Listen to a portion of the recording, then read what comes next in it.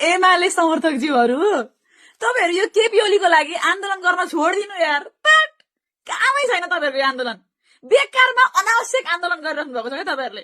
सुन्ना खोली आन्दोलनमा जानेलाई गारमा पावर हुनु पर्यो नि।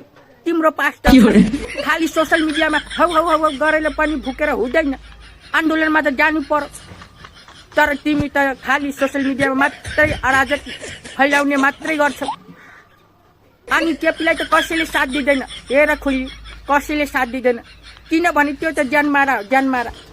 अनि यो आन्दोलन गरेको मान्छे गुखाने मान्छेहरू यो केपीको भरौटे र श्रौटे मात्रै हो। जुन पहिला लुटेर चुसेर अरूलाई भ्रष्टाचार गरेर अरूलाई शोषण गरेर मात्रै खान्थे तिनीहरूले मात्रै जान्छ। हेर 2 तिहाईको सरकार बनिसक्यो। त्यो जनतालाई मन पराइसक्यो।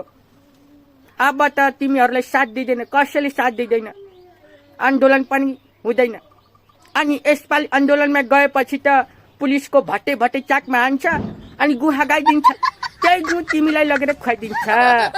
तिमी पनि गु खाने परि नि त त्यसैले।